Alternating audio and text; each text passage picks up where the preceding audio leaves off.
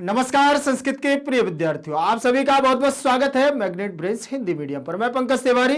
जैसा कि मैंने आपसे वादा किया था कि मैं बहुत जल्द आपको अगले पाठ का मौखिक और लिखित अभ्यास लेकर के आऊंगा, तो ध्यान रखिएगा। आज हमारा जो पाठ चलने वाला है वो है विश्व शांति। विश्व शांति का आज मौखिक अभ्यास करेंगे।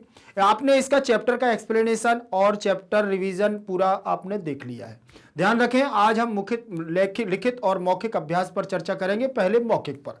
ठीक, तो उससे पहले मैं आपको बता दूं कि मैग्नेट ब्रेन्स में क्लास 7 से लेकर के क्लास 12 तक की संपूर्ण कक्षाओं का बहुत अच्छे से YouTube पर नेतृत्व किया जा रहा है और आप देख रहे हैं कि संपूर्ण कक्षाएं आपको निःशुल्क प्राप्त हो रही हैं। YouTube पर आपको निःशुल्क कक्षाएं प्राप्त होने का ये सुनहरा अवसर है। सारी कक्षाएं किसी भी सब्जेक्ट की हो, ध्यान रखिएगा, किसी भी विषय में हो आप, चाहे हिंदी इंग्लिश की, दो किसी भी मीडियम से हो आप, हिंदी इंग्लिश किसी भी मीडियम से हो, सारी कक्षाएं आपको YouTube पर उपलब्ध मिल रही हैं। उसके साथ साथ मैग्नेट ब्रेन्स परिवार आप लोगों को देता है बहुत ही अच्छे 7th क्लास से लेकर के 12th तक के सारे नोट्स। तो ध्यान रखिएगा, जल्दी संपर्क करिएगा। और संपर्क करने का तरीका क्या है, नीचे डिस्क्रिप्शन बॉक्स पे लिंक पे जाएंगे तो ई नोट्स और ई बुक्स की संपूर्ण जानकारी आपको वहां से प्राप्त हो जाएगी। क्योंकि परीक्षा के समय हमें बहुत सारी प्रयास करने होते हैं, उसी प्रयास में एक प्रयास हमारा ये भी रहेगा। ध्यान रखिएगा, आज हमारी जो क्लास है आज उस पर चलेंगे। कक्षा 10वीं संस्कृत बिहार बोर्ड विश्व शांति त्रयोदशः पाठा अभ्यासा मौखिकः। चलिए, सबसे पहला प्रश्न, पहले प्रश्न पर हम चर्चा करते हैं और इसमें क्या लिखा हुआ है ध्यान से देखें। प्रश्न क्रमांक 1, प्रश्न क्रमांक 1 कहता है कि एक पदेन उत्तरम वदत। क्या लिखा हुआ है, एक पदेन उत्तरम वदत। देखिए इसका मतलब क्या है, एक पद के द्वारा या एक पद से उत्तर को बोलो, ये कह रहा है। लेकिन क्यों कह रहा है, पहली बात तो ये देखें, पदेन में आप देख पा रहे होंगे कि तृतीय विभक्ति का एक वचन लगा हुआ है। रूप देखेंगे जैसे हमारा बनता है रामः, रामम,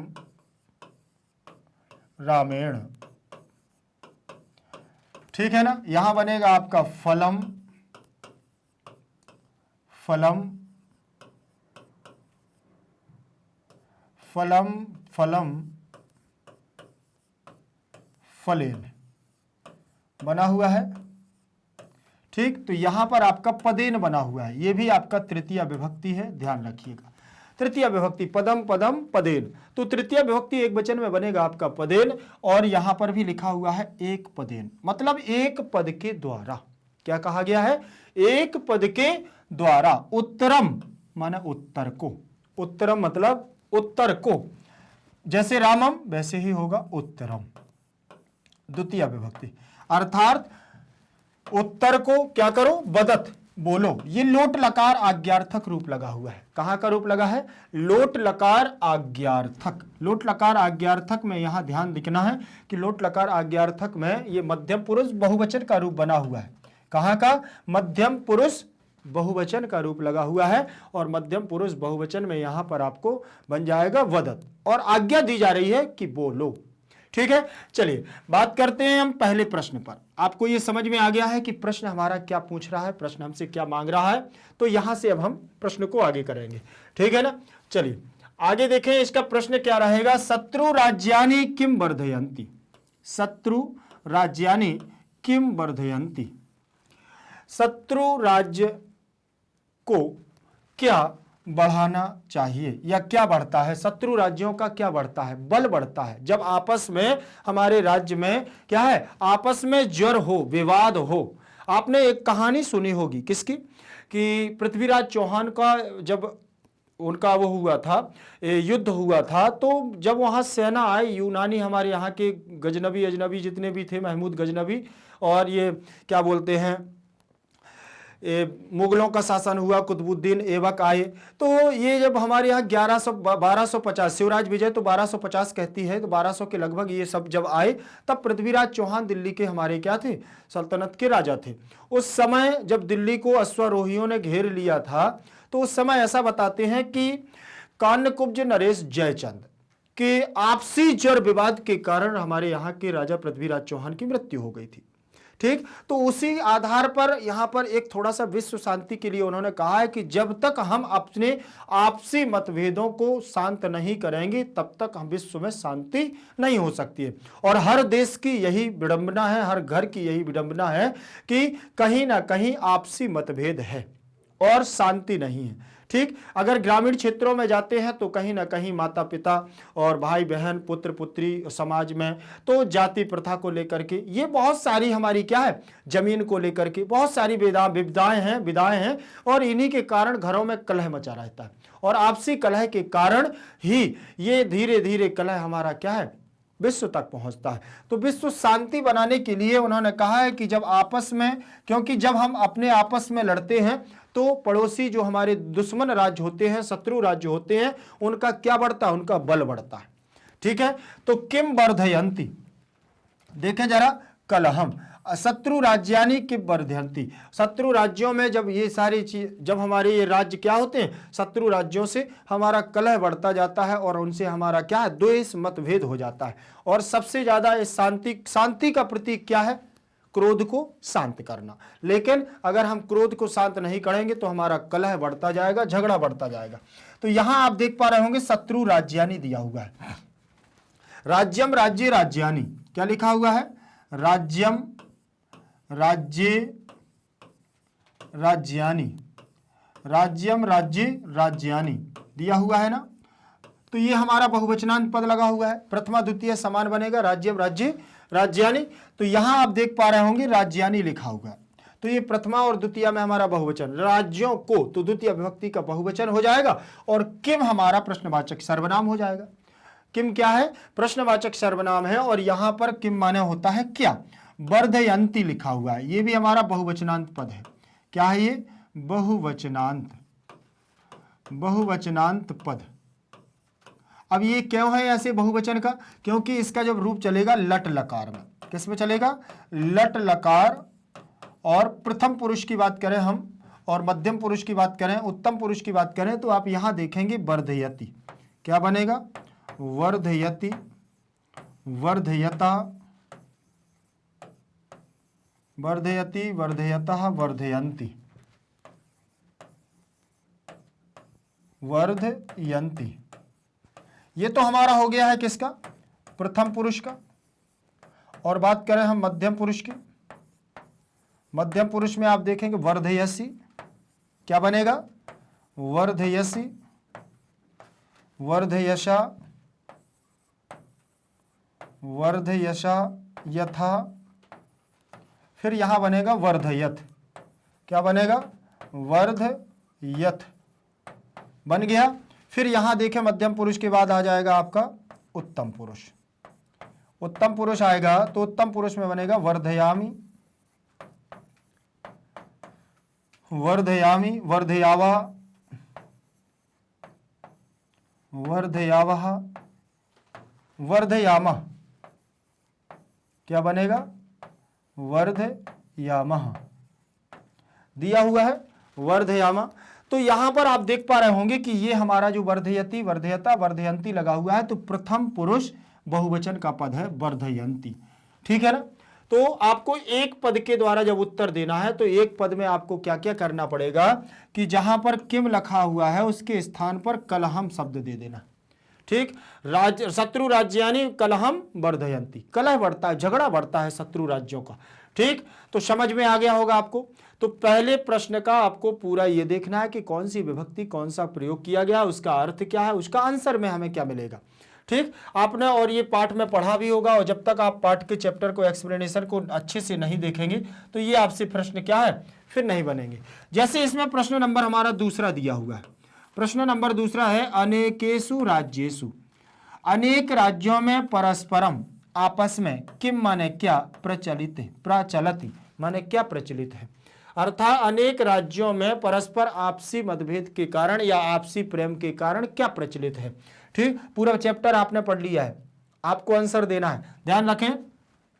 अनेकेषु दिया हुआ है, अनेकेषु हमारा रूप कहां बनेगा, आप देखिएगा ये जो रामेषु बनता है ये कहां बनता है, आपको मालूम होना चाहिए। देखें जरा, यहां पर लिखा हुआ है रामः, यहां लिखा हुआ है रामम, यहां बना हुआ है रामेण, फिर बना हुआ है रामाय, फिर बना हुआ है रामात, इसके बाद रामस, क्या दिया हुआ है, रामस, फिर क्या बनेगा, रामेशु। तो सप्तमी विभक्ति एक वचन में रूप बनेगा हमारा रामेशु, वो सॉरी बहुवचन में रामस्य रामे, ये मैंने एक वचन के लिख दिए हैं। यहां बनेगा आपका रामाह, यहां बनेगा रामान, और यहां बनेगा रामैहि, यहां रामेभ्यः, यहां बनेगा रामेभ्यः, और यहां बनेगा आपका रामाणाम। क्या बनेगा, रामाणाम बन जाएगा कि नहीं। अब यहां आप देख पा रहे होंगे एक सप्तमी का बहुवचन बना हुआ है रामेशु, और यहीं पर आपका बन जाएगा अनेकेशु। क्या बनेगा यहां, अनेकेशु बना हुआ है, अनेकेशु। फिर इसके बाद दिया हुआ है राज्येशु, तो यहां पर आपका सप्तमी में ये भी बन जाएगा, क्या, राज्येशु बन जाएगा कि नहीं। तो अनेकों राज्यों में, अर्थ क्या निकलेगा, अनेकों राज्यों में, क्योंकि बहुवचनांत ये है, अनेक का मतलब बहुत सारे, अनेक एक तो हो नहीं सकता, अनेक का मतलब बहुत सारे। बोले हमारे यहाँ पर या मेरे यहाँ पर अनेकों अतिथि आए, तो अनेकों का मतलब बहुत सारे, अनेक अतिथि आए, तो ये भी हमारा बहुवचन का बोध करा रहा है, तो ये भी यहाँ पर बहुवचन का बोध कहराएगा। और यहाँ अनेकेशु, अनेकों राज्यों में। अब मैं क्यों कहा है अनेकों राज्यों में, क्योंकि सप्तमी का कारक चिन्ह होता है मैं, जैसे कर्ता न कर्म को करण चिन्ह से जान, संप्रदान को के लिए अपादान से मान, संबंध काके की नानेनी रारेरी है पहचान, अधिकरण मैं पेपर, मैं पेपर, कारक चिन्ह बखान। तो सप्तमी में आपका चिन्ह होगा मैं या पर, तो अनेकों राज्यों में, अनेकों राज्यों पर, ऐसा कह सकते हैं। परस्परम माने आपस में, परस्परम का मतलब आपस में, परस्परम, ठीक, परस्परम। तो परह प्लस परम बराबर परस्परम, तो विसर्ग संधि हो जाएगी। तो आपस में, किम माने क्या, प्रचलति माने प्रचलित है, ठीक। तो प्रचलति जो रूप दिया हुआ है आप इसको देख पा रहे होंगे, ये भी लट लकार का है। यहां बनेगा आपका प्रचलति, प्रचलति, प्रचलतः, प्रचलतः, फिर बनेगा आपका प्रचलंति, क्या बनेगा, प्रचलंति, ऐसे बनेगा। तो ये प्रथम पुरुष का है आपका, कहां का है ये, प्रथम पुरुष एक वचन का रूप बना हुआ है, प्रचलंति, प्रचलति, ठीक। तो इसका अर्थ क्या हो जाएगा, शीत युद्ध, आपस में क्या चल रहा है, शीत युद्ध, अर्थात घनिष्ठ ऐसा युद्ध चल रहा है कि विच्छिन्न कर देने वाला आपस में युद्ध चल रहा है, ध्यान रखना। शीत युद्धम किम प्रचलति, शीत युद्धम प्रचलति। फिर इसके बाद सर्वे किम त्यजेयु, सबको क्या त्याग देना चाहिए। अब ये हमारा जो लगा हुआ है विधिलिंग लकार लगाया एयु, ठीक है ना, क्या त्याग देना चाहिए, सर्वे किम त्यजेयु, एत एताम एयु। और ये बहुवचनांत रूप लगा हुआ है प्रथम पुरुष बहुवचन का, और किसका, विधिलिंग लकार। ये किसका लगा है, विधिलिंग, विधिलिंग लकार का ये लगा हुआ है आपका बहुवचन, विधिलिंग लकार प्रथम पुरुष, प्रथम पुरुष बहुवचन, प्रथम पुरुष बहुवचन का रूप दिया हुआ है त्यजेयु, ध्यान रखें। फिर इसके बाद दिया सर्वे किम, सर्वे किम, सभी, जितने सर्वे हैं, सभी हैं, सभी को क्या त्यागना चाहिए, स्वार्थम। अगर आपको विश्व की शांति रखना है तो सभी को अपना स्वार्थ त्यागना होगा, और जब तक अपने स्वार्थ को नहीं त्यागेंगे तब तक विश्व में क्या नहीं होगा, शांति नहीं होगी। इसीलिए सर्वे स्वार्थम त्यजेयु, सबको स्वार्थ को त्याग देना चाहिए। तो सर्वे, ध्यान रखें, ये आपका क्या लगा हुआ है, बहुवचनांत पद लगा हुआ है, बहुवचनांत पद लगा है, और प्रथमा का त्यजेयु में भी ये आपका विधिलिंग लकार लगा हुआ है, और प्रथम पुरुष बहुवचन का रूप।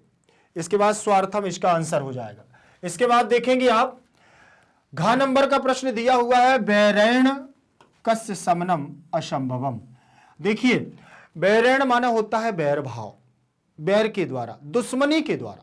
बैर जैसे कहते हैं ना, अरे किसी से द्वेष भावना या बैर भाव मत रखो, तो बैर का मतलब क्या होता है, बैर भाव, दुश्मनी। दुश्मनी के द्वारा कस्य माने किसी को, किसी का, समनम माने समन या अंत, असंभव माने असंभव होता है।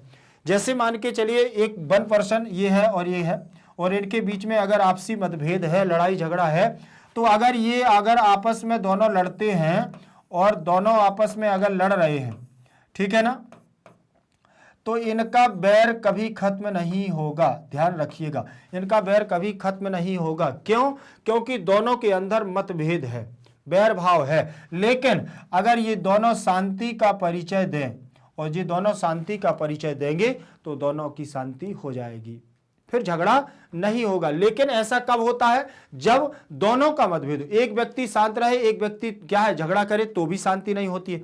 इसीलिए उन्होंने कहा बैर के द्वारा किसी का समनम असंभव, किसी का समन होना, अंत होना असंभव है। बैर से बैर को, क्योंकि यहाँ पर बहुत बार प्रयास भी किया गया है विश्व शांति में बुद्ध के द्वारा बैर के द्वारा शांत करने का, लेकिन उन्होंने कहा कि बैर के द्वारा बैर को शांत नहीं किया जा सकता है। तो वैरेण में देखें जरा कौन सी विभक्ति लगी हुई है। यहां देखें बैर शब्द बनेगा आपका, तो बनेगा बैरह, वैरम, बैरेण। कौन सा लगा हुआ है? तृतीय विभक्ति का एक वचन रूप लगा है, इसीलिए बैर से या बैर के द्वारा, बैर से या बैर के द्वारा, लड़ाई झगड़े के द्वारा, दुश्मनी के द्वारा, ऐसा कह सकते हैं। कस्य लगा हुआ है आपका किसका रूप? किम का।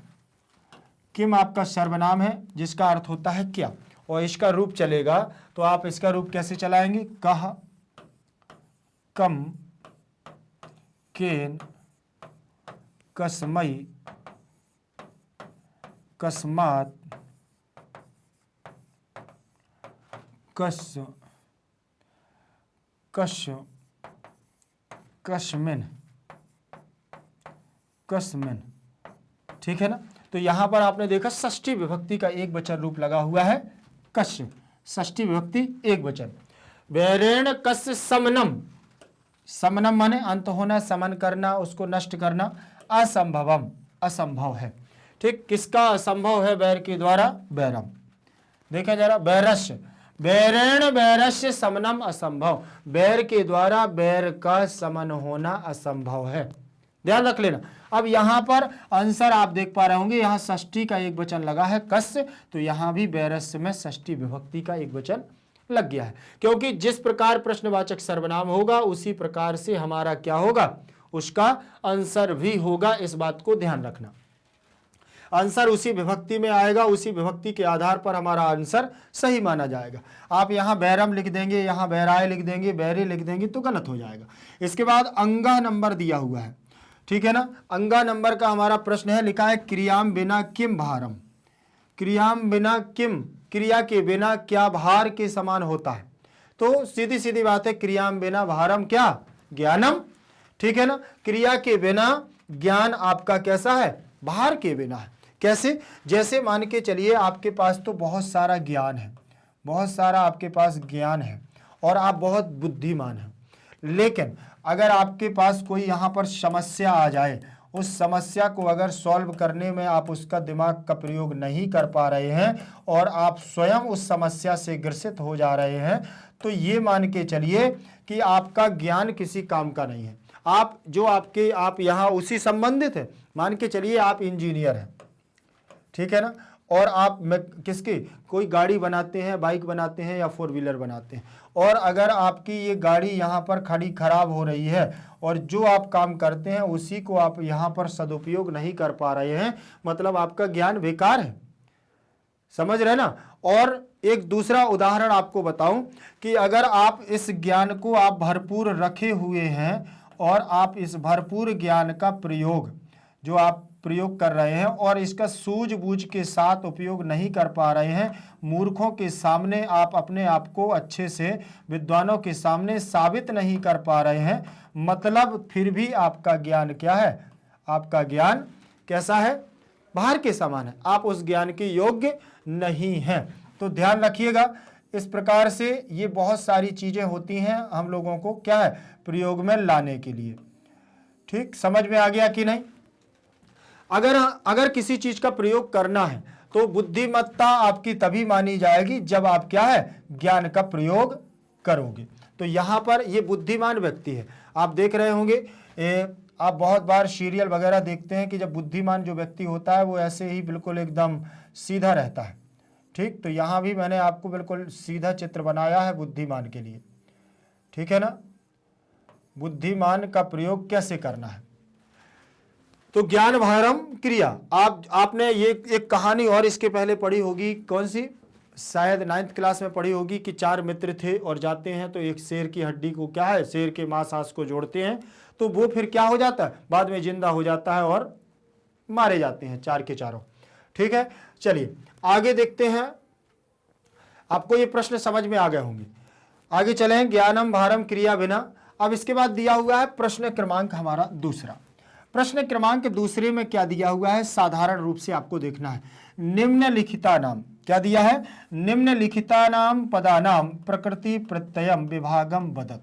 अर्थात निम्नलिखिता नाम, जो नीचे हमारे लिखे हुए हैं, ये शब्द लिखे हुए हैं, यानी निम्नलिखित, निम्नलिखिता नाम पदानाम माने इस जो निम्नलिखित ये पद है, इन पदों को, इन पदों के प्रकृति और प्रत्यय। प्रकृति का मतलब होता है किसी मूल धातु या शब्द को चयन करना, और प्रत्यय का मतलब होता है जो इनके पीछे जुड़ने वाला हो। तो उस मूल प्रकृति और प्रत्यय के विभाग को, दोनों को अलग अलग करके क्या करना है, वदत माने बोलो। उन्होंने कहा बोलो।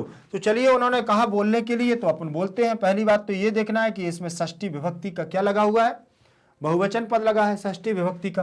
पदा नाम में भी षष्ठी विभक्ति, जैसे कमला नाम, लेखिका नाम, पुस्तिका नाम, रामा नाम, वैसे ही हमारा होगा लिखिता नाम, पदा नाम। फिर इसके बाद दिया हुआ है प्रकृति प्रत्यय विभागम। प्रकृति और प्रत्यय को अलग करना है। प्रकृति में आपको बता चुका हूं, किसी चीज की मूल तत्व को हम प्रकृति कहते हैं। किसी तत्व की मूल प्रकृति को हम क्या कहते हैं, उसका मूल प्रकृति कहते हैं। जैसे मान के चलिए, एक आपका ये वृक्ष लगा हुआ है, इस वृक्ष की आपकी जो जड़ें हैं, ठीक है ना, इस वृक्ष को आप देख पा रहे होंगे, ये वृक्ष है और इस वृक्ष को आप देख रहे हो, ठीक। लेकिन इस वृक्ष की आपने देखी है कि ये जड़ें यहाँ नीचे हुई, निकली हुई हैं, ये जड़ें यहाँ पर निकली हुई हैं इस वृक्ष की, ये जमीन के नीचे गई हुई हैं। तो ये कहाँ से निकला है, ये हमारा कहाँ से निकला है, जड़ों से। तो यही इसका मूल है, यही इसकी प्रकृति है। ये तो केवल आपका ऊपर निकला हुआ क्या है, वृक्ष। तो यहां पर भी ये शब्द जो आया हुआ है, इसके अंदर भी कोई एक जड़ है जो इसको बनाई है, जो इस शब्द को बनाने में उसका मूल रूप से योगदान दिया है। और इसके साथ साथ इसमें जो साथ में यहाँ पर छोटे छोटे कण लगे रहते हैं जो इस पेड़ को साधे रहते हैं, और इसमें मिट्टी का भी सहयोग होता है। आप लोग देखते भी होंगे कि जब जड़ निकालते हैं तो मिट्टी भी निकलती है, छोटे छोटे रेशे भी निकलते हैं, ठीक। अब ये क्या है, ये छोटे छोटे रेशा इस जड़ों के सहयोगी होते हैं, और सहयोगी होते हैं और इनको क्या है, मिट्टी से जकड़े रहते हैं, जिससे कि ये पेड़ हमारा मजबूत बना रहता है। लेकिन आपको ध्यान रखना है कि इसमें जो मैं आपको ये सारी चीजें बता रहा हूं, क्यों बता रहा हूं, क्यों, ये जो प्रत्यय है ना, ये प्रत्यय हमारी मूल धातु और मूल प्रकृति के साथ में लगा रहता है पीछे से।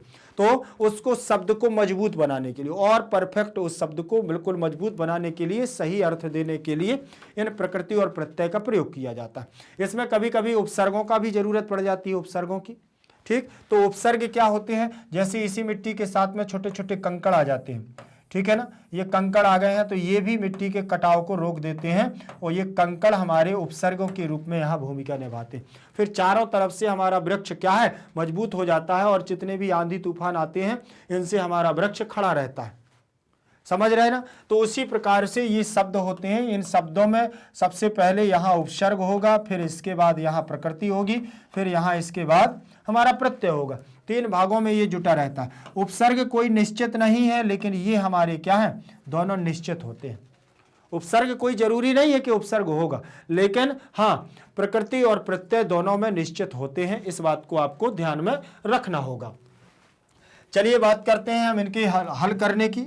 देखिए ये लिखा हुआ है, सबसे पहले आप देख पा रहे होंगे कि हमारा मूल शब्द क्या है, नीति। क्या दिया हुआ है, नीति। अब नीति शब्द बना हुआ है तो किससे बना हुआ है ये देखना। इसमें नी धातु है। कौन सी धातु है, नी धातु है, और प्रत्यय कौन सा दिया हुआ है, इक्तिन प्रत्यय है। तो आप इसको सबसे पहले तो ये जाने कि ये आपकी प्रकृति है और ये आपका प्रत्यय है। मैं आपको बता चुका हूं कि पीछे जुड़ने वाले आपके सब क्या होंगे, प्रत्यय होंगे।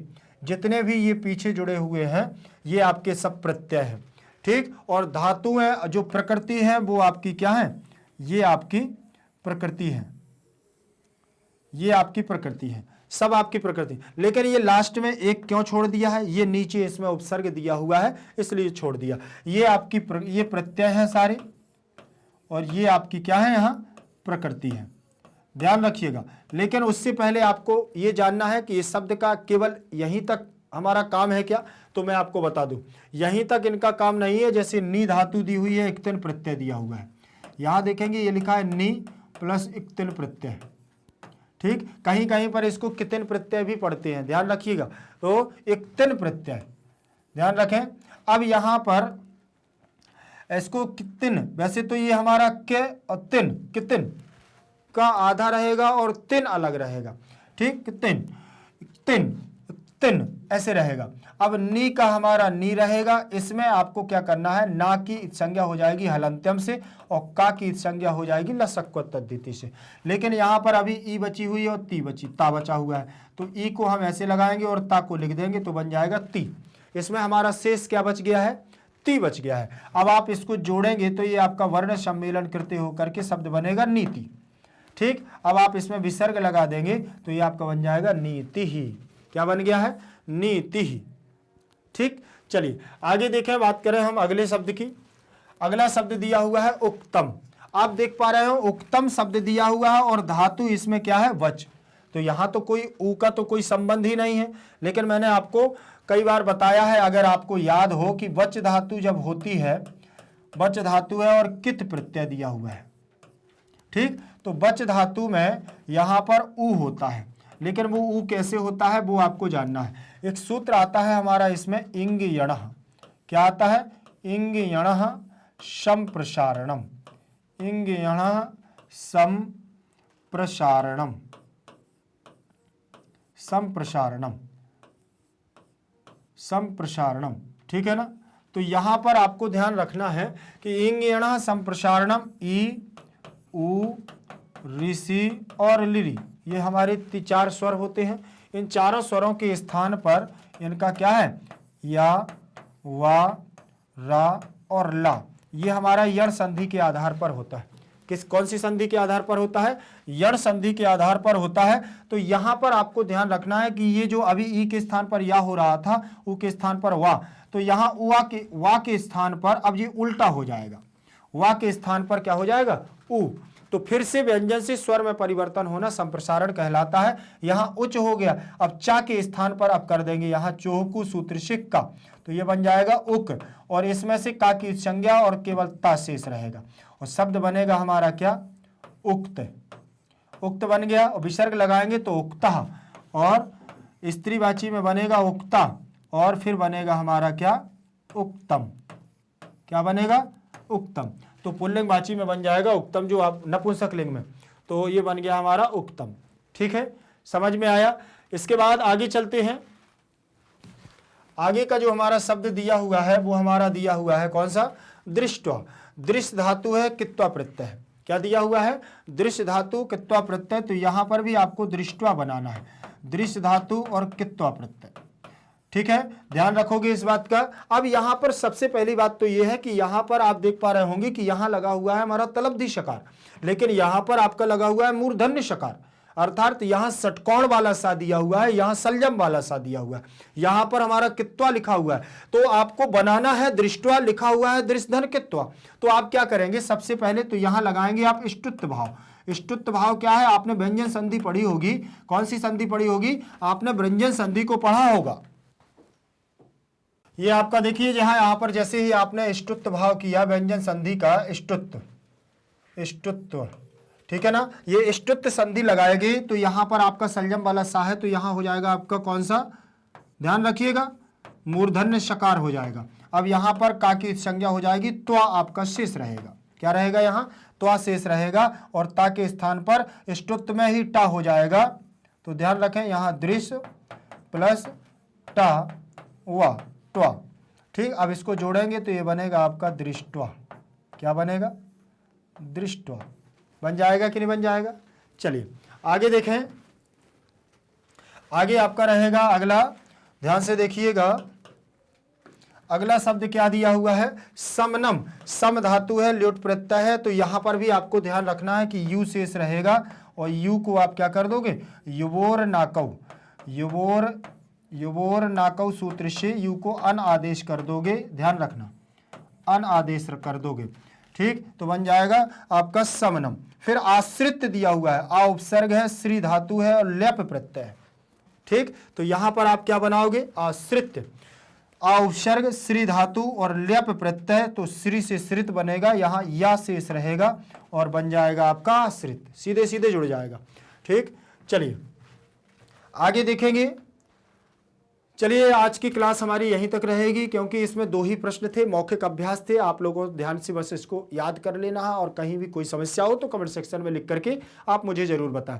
और मैं आपको बता दूं कि भारत का एकमात्र ऐसा प्लेटफॉर्म जो आप लोगों को देता है 100% फ्री एजुकेशन।